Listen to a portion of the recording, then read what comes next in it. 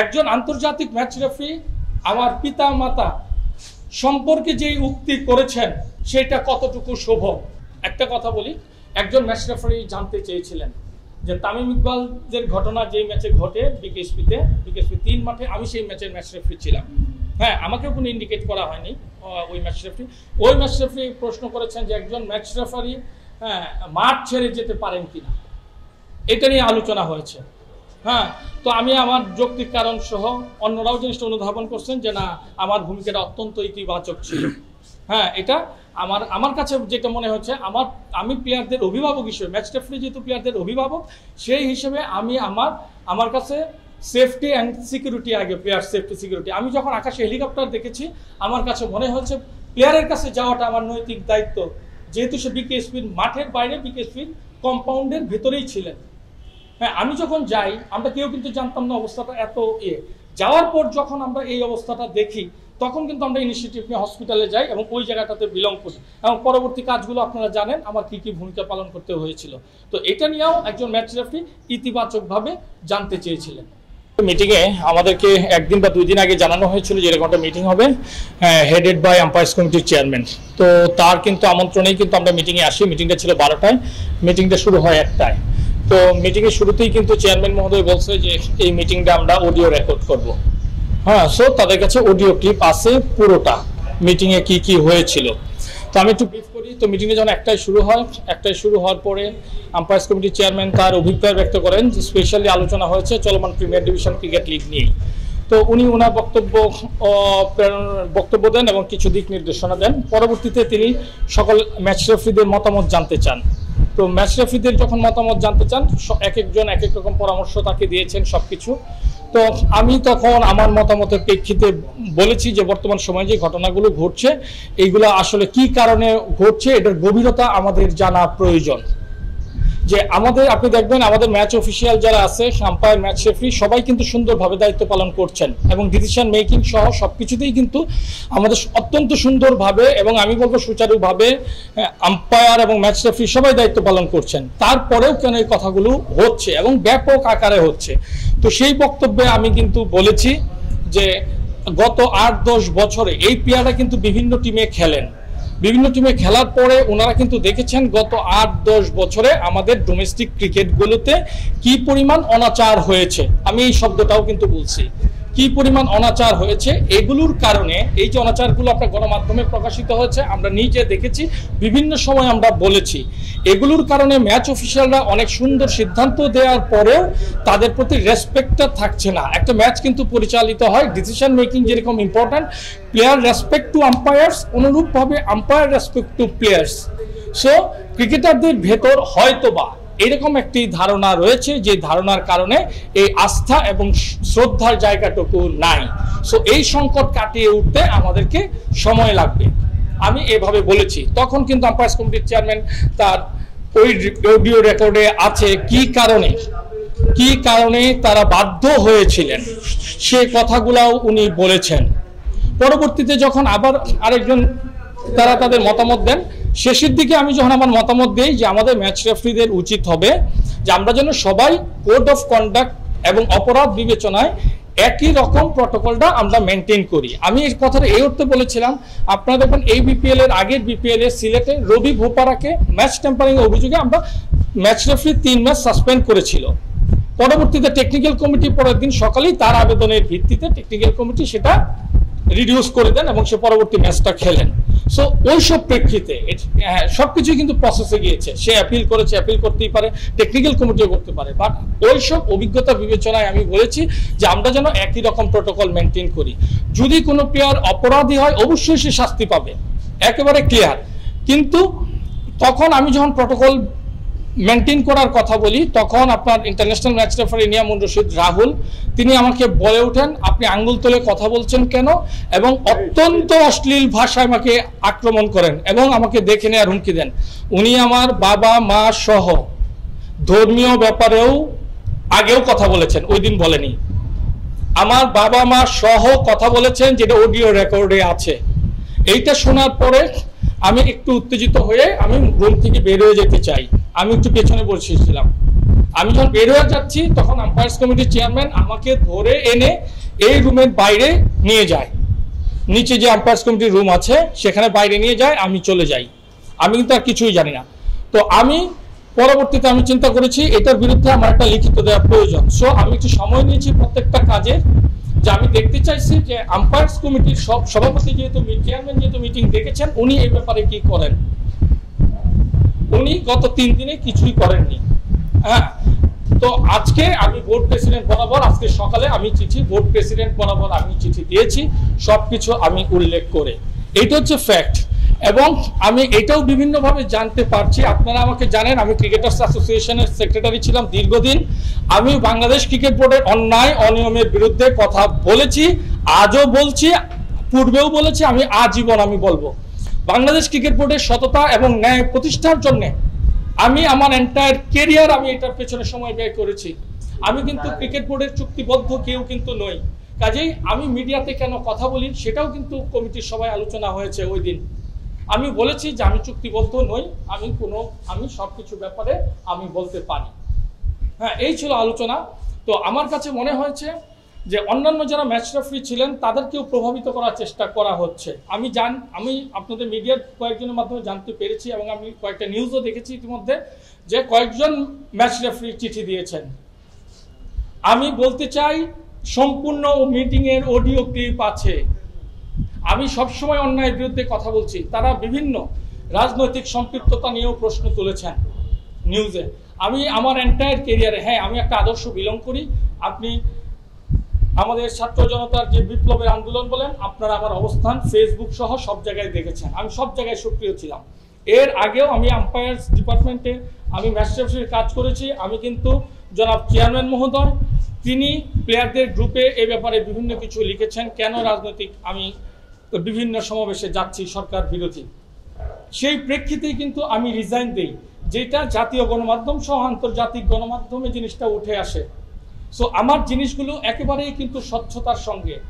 যদি কেউ কাউকে প্রভাবিত করে কিছু বলে, 10 জনও যদি আমার বিরুদ্ধে বলে, আমি বলতে চাই অডিও ক্লিপ জনসমক্ষে প্রকাশ করা হোক।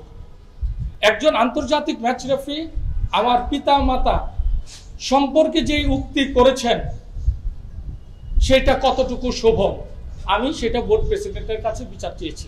আমি আজকে চিঠি দিয়েছি। আমি আশা করি গণমাধ্যম অত্যন্ত ইতিবাচকভাবে যেটা সত্য যেটা ন্যায় এটাই আপনারা প্রকাশ করবেন। আরেকটু কথা বলে রাখি, আমি যেহেতু ক্রিকেট বোর্ডেরও একজন কাউন্সিলর, আপনারা দেখেছেন 5 তারিখের পরে আমরা কিন্তু অত্যন্ত ইতিবাচকভাবে ক্রিকেট বোর্ডের পাশে কিন্তু ছিলাম। অনেক জায়গায় অনেক কিছু হয়েছে, ক্রিকেট বোর্ডে কিন্তু একটা কিছু কিন্তু হয়নি। এবং আমরা এও দেখেছি ক্রিকেট বোর্ডের যে সকল পরিচালক পদত্যাগ করেছেন, এই পদত্যাগের জায়গাগুলোতে নিয়ম এবং গঠনতন্ত্রে উল্লেখ থাকা সত্ত্বেও তারা কোনো প্রকার, এই পরিচালনা বোর্ড কোনো প্রকার নির্বাচনের ব্যবস্থা করেনি। যে 10টার মতো পোস্ট খালি হয়েছে, তারা নিজেদের মধ্যে 15 বছর ছিলেন একজন এক কমিটির চেয়ারম্যান, তারা নিজেদের মধ্যে 3-4টা কমিটি করে ভাগাভাগি নিয়ে তারা ক্রিকেট বোর্ড পরিচালনা করছেন। এবং এই যে ঘটনাগুলো ঘটছে এগুলোতে কনফ্লিক্ট অফ ইন্টারেস্ট হচ্ছে। এক একজন কর্তা ব্যক্তি আম্পায়ারিং ডিপার্টমেন্টে যখন কথা বলছেন বিভিন্ন বিষয় নিয়ে, তারা মিডিয়ার সামনে বিভিন্নভাবে কথা বলছেন, একই মিডিয়া কমিটির চেয়ারম্যানের দায়িত্ব থাকা সত্ত্বেও। সো আমাদের মনে হয় এই যে অনিয়ম অনাচারগুলো হচ্ছে, এই অনাচারের বিরুদ্ধে আমি সবসময় কথা বলি, আমি বলবো এবং আমি বলতেই থাকবো। বাংলাদেশ ক্রিকেটে আপনারা দেখেছেন যে দুর্নীতি দমন কমিশনের মতো অভিযান ঘটেছে, তাহলে এটা আমরা কিভাবে প্রতিপন্ন করতে পারি যা কোনো দিন ঘটেনি। আম্পায়ারিং নিয়ে আজকে কথা হচ্ছে, এই আম্পায়ারিং নিয়ে কি না হয়েছে যা গণমাধ্যম সহ সকল জায়গায় প্রকাশিত হয়েছে। একজন প্লেয়ার 1 ওভারে 64 রান দিয়েছে, সেইটা নিয়ে ওই ছেলেকে আজীবন বহিষ্কার করা হয়েছে। তো আমরা আর কি দাবি করব? আপনি বললেন যে কমিটি নিয়ে ঝামেলা, কমিটিতে নতুন কাউন্সিলর নেওয়া হয়নি, সবগুলোই তো আসলে ফারুক আহমেদ নতুন পরিচালক নিয়েছেন, তিনি দেখভাল করছেন। তার বিরুদ্ধে আপনার একটা ক্ষোভ আছে, একটা অভিযোগ আছে। আবার আপনি তার বিরুদ্ধে আমার সকল পরিচালকের বিরুদ্ধে আছে। সকল ফারুক আহমেদ এটা একা সিদ্ধান্ত গ্রহণ করার ক্ষমতা নির্বাচন বোর্ড প্রেসিডেন্টের কাছে এবার চিঠি লিখছেন, মানে আবার আপনি আর্জি জানিয়েছেন, মানে পুরো ব্যাপারটা এখানে একটা কনফ্লিক্ট হয়ে গেল না? কার কাছে আমি দিব তাহলে? আমি আপনার কাছেই জানতে চাচ্ছি। না, এটা মোটেও কনফ্লিক্ট অফ ইন্টারেস্ট নয়। বিং দ্য চেয়ার, আমি চেয়ারকে দিয়েছি, কোনো ব্যক্তিকে নয়। আর স্পষ্টভাবে বলি, ফারুক আহমেদ দায়িত্ব নেওয়ার পরে আপনার প্রতিটি গণমাধ্যমে দেখবেন, সব কিছু দেখবেন। আমার কাছে মনে হয়েছে ফারুক আহমেদ এখন পর্যন্ত ব্যক্তি সততার পরিচয় উনি দিচ্ছেন, ব্যক্তি সততার পরিচয় উনি দিচ্ছেন এবং উনি কাজ করার চেষ্টা কিন্তু করছেন। আমি আগেও বলেছি, এবং সামনে নির্বাচনকে কেন্দ্র করে অনেক অস্থির পরিবেশ তৈরি হচ্ছে। এক একজন কিছু কাউন্সিলর, অনেকগুলা কাউন্সিলর আমরা দেখতে পাচ্ছি জিম্মি করে রাখা হচ্ছে। এগুলোকে কেন্দ্র করে অনেক কিছু হচ্ছে। বর্তমানে যারা পরিচালনা পর্ষদে আছেন তারা পরবর্তী নির্বাচনকে প্রভাবিত করবার জন্য এবং যারা ক্রিকেট বোর্ডে অন্যায়ের বিরুদ্ধে কথা বলেন তাদেরকে মিডিয়া ট্রায়ালে নেওয়া হচ্ছে এবং পলিটিক্যাল ট্যাগ লাগিয়ে দেওয়া হচ্ছে। আমি স্পষ্টভাবে বলি, তাদেরকে মিডিয়া ট্রায়ালে দেওয়া হচ্ছে এবং ট্যাগ লাগিয়ে দেওয়া হচ্ছে। আমি আমার এন্টায়ার ক্যারিয়ার, আমি একটা রাজনৈতিক আদর্শে বিশ্বাস করি। আমি গত 17 বছর যাবৎ আমি ওই জায়গায় বিলং করেছি। কেউ কোনোদিন ক্রিকেট বোর্ডে আপনারা কোনো দিন কেউ দেখতে পারবেন না।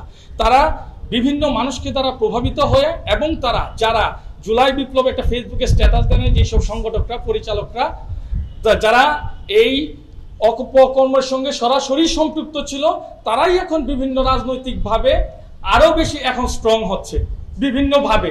তারা আপনারা দেখতে পাচ্ছেন গণমাধ্যমে বিভিন্ন প্রোগ্রামে যাচ্ছে, সবকিছু যাচ্ছে। অথচ তারা গত 17 বছরে গণভবন, ক্রিকেট বোর্ড, ওইসব জায়গায় কিন্তু ম্যাক্সিমাম সময় ছিলেন। এখন তারা অন্য ভবনের দিকে যাওয়ার চেষ্টা করছেন। কাজেই এইভাবে আমি একটু স্পষ্টভাবে বলি, পলিটিক্যাল ট্যাগ দিয়ে আমরা যারা সততা এবং ন্যায়ের পক্ষে কাজ করি এবং করছি, আমরা এটা আজীবনই করব। আমাদের এই সংগ্রামটা চলবে।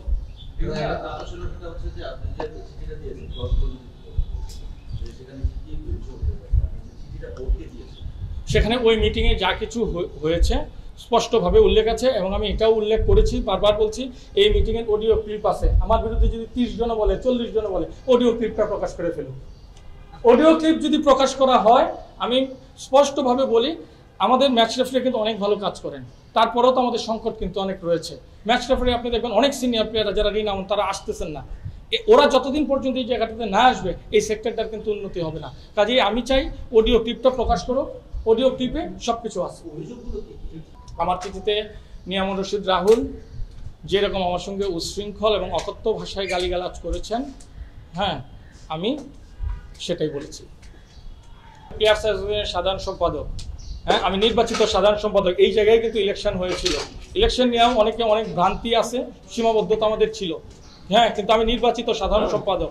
এই মাঠেই যখন কয়েকজন সাবেক ক্রিকেটার এবং বর্তমান ক্রিকেটার 30-40-45 জন তারা নতুন কমিটি দেখতে চায়, আমি সঙ্গে সঙ্গে রাজি হয়ে গেছি।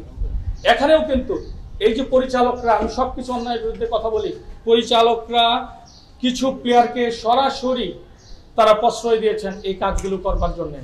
তখন থেকে তারা আমার বিরুদ্ধে, যেহেতু আমি একমাত্র ব্যক্তি 5 তারিখের পর থেকে আজ পর্যন্ত আমি একই স্ট্যান্ডে আছি, আমার কোনো ডুয়েল স্ট্যান্ড নাই। আমি সত্যের বিরুদ্ধে কথা বলতেছি, যেটা ন্যায়, আমি ন্যায়ের বিরুদ্ধে কথা বলছি। এর কারণেই আপনারা আমার ব্যাকগ্রাউন্ড দেখেন, আমার পারিবারিক ব্যাকগ্রাউন্ড দেখেন, এডুকেশনাল ব্যাকগ্রাউন্ড দেখেন, সব কিছু দেখেন, আমি এই জায়গায় আমার দৃঢ় অবস্থান। আজকে যে বাংলাদেশ ক্রিকেটটা যেই জায়গায় এসে দাঁড়িয়েছে, টেস্ট স্ট্যাটাস পাইছি 2000 সালে, আজকে 25 সাল, 2 যুগের বেশি হয়ে গেছি।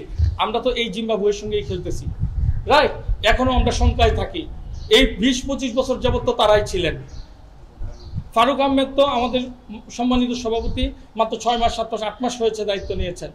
সো আপনারা সব কিছু দেখেন, আপনারা আম্পায়ার্স ডিপার্টমেন্ট দেখেন, সিলেকশন পলিসি কি ছিল আপনারা দেখেন, নীতি নির্ধারণী পর্যায়ে কি ছিল দেখেন, গঠনতন্ত্র নিয়ে কি করা হয়েছে, এজিএম সহ এজিএম এর বক্তব্য দেখেন, সব কিছু আপনারা পর্যালোচনা করেন। আমি এজিএম পর্যন্ত সক্রিয় ছিলাম এজিএম এর মিটিংগুলোতে। যখন কেউ কথা বলতে পারতো না, আমি কিন্তু তখন কথা বলেছি। আপনারা জানেন, এই যে মিরপুরের স্টেডিয়ামটাতে, আপনারা অনেকে নতুনরা অনেক কিছু জানবেন না, আমি কোনো রাজনৈতিক বক্তব্য দিতে চাই না। এখানে তো রাজনৈতিক অনেক প্রোগ্রাম হয়েছে এই স্টেডিয়ামে গত 10-15 বছর। আজকে এই স্টেডিয়ামটা যে হয়েছে, আমাদের জন্য ছিল ঢাকা স্টেডিয়াম, ক্রিকেট এবং ফুটবল মিলিত হইতো, আর এটা ছিল ফুটবলের জন্য। জনাব আরাফাত রহমান কোকো যখন ডেভেলপমেন্ট কমিটির চেয়ারম্যান ছিলেন, তখন অনেক প্রতিবন্ধকতা সত্ত্বেও কিন্তু এই স্টেডিয়ামটা নেওয়া হয়েছিল। তো আমরা কিন্তু তার যে ক্রিকেট বোর্ডের যে অবদান, আমি কিন্তু শুরু থেকেই বলছি এগুলো। আজকে আমি রাজনৈতিক কোনো কিছু বলতে চাই না। তার সম্পর্কে তো এতদিন যারা পরিচালক ছিলেন, কেউ তো একটা কিছু বলে না। আমরা তো অনেক প্রোগ্রাম ব্যক্তিগতভাবে করছি ক্রিকেট বোর্ডের বাইরে। আমরা আমাদের আদর্শিক জায়গায় একটা বিলং করি। ওই জায়গায় আমার একজন ক্রিকেটার হিসেবে সাবেক সংগঠকদের স্মরণে আমি কিছু করতে যাওয়ার জায়গা থেকে আমি চেষ্টা করছি। বাট আজকে আমাদেরই কিন্তু ব্লেম দিয়ে হ্যাঁ ম্যানিপুলেট করার চেষ্টা করতেছে তারা। ওই মিটিংটা যেটা আপনাদের করেছিলেন ওই মিটিংটা কি মূলত দাবিকৃত ইস্যুতে ম্যাচ রেফারি এবং আম্পায়ারদের মধ্যে না না একেবারেই না সামগ্রিক প্রিমিয়ার ডিভিশন নিয়ে আলোচনা। রিংটা অফ ছিল, কিন্তু আমার বাসা থেকে আমার পারিবারিক একটা খুব জরুরি ফোন আসছিল। তখন আমি আস্তে করে কথা বলতেছিলাম, তখন চেয়ারম্যান সাহেব একটু করে আমাকে বলছে যে ডেপুটি মিটিং চলতেছে, তুমি এইভাবে কথা বলতেছো, বাইরে গিয়ে কথা বলো। পরে আমি বাইরে যাই, বাইরে গিয়ে আমি কথাটা শেষ করি, যেহেতু আমার পারিবারিক প্রয়োজনটা খুব ইম্পর্টেন্ট ছিল। হ্যাঁ, এরপরেই কিন্তু উনি বলতেছিল যে আমরা এই মিটিং রেকর্ডিং করব। এখন কি কারণে আমি জানি না, ক্রিকেট বোর্ডের কোনো মিটিং রেকর্ড হয় কিনা, শুধুমাত্র AGM রেকর্ডিং হয়। ক্রিকেট বোর্ডের এই মিটিংয়ে অডিও ক্লিপ থাকে কিনা জানি না, কিন্তু এই মিটিংয়ে প্রথম থেকে শেষ পর্যন্ত অডিও ক্লিপ ছিল। আমি সেই প্রথম থেকে শেষ পর্যন্ত কোনো প্রকার যেন কাটাকাটি না হয়, একবার শেষ পর্যন্ত অডিও ক্লিপ যেহেতু ছিল, আমি আজকে সকালেও ফোন দিয়েছি আম্পায়ার্স বিভাগের যে ইনচার্জ ম্যানেজার ছিলেন, তার কাছে আমি বলছি আমাকে অডিও ক্লিপটা দেওয়া যায় কিনা। উনি বলছে আমার চেয়ারম্যানের পারমিশন লাগবে। হ্যাঁ, এখনো আমাকে কিন্তু জানায় নাই। হ্যাঁ, সো আমি চাই কোনো প্রকার, এখন তো অনেক প্রযুক্তি আছে, হ্যাঁ AI অনেক কিছু আছে, আমি চাই সুনির্দিষ্ট যেটা প্রথম থেকে শেষ পর্যন্ত ছিল মিনিট, ওইটার রেকর্ডিংটা থাকলে আপনারা সব কিছু স্পষ্টভাবে দেখতে পাবেন। আমার কাছে খুব খারাপ লাগছে, রাহুল আমার দীর্ঘদিনের সহকর্মী, আমরা একসঙ্গে দীর্ঘদিন খেলেছি, আমার দূরত্বটা আমার কাছে মনে হয় সে আমার কথাগুলোকে ইতিবাচক ভাবে নিতে পারে নাই, হয়তোবা সে মানসিকভাবেও চাপে থাকতে পারে।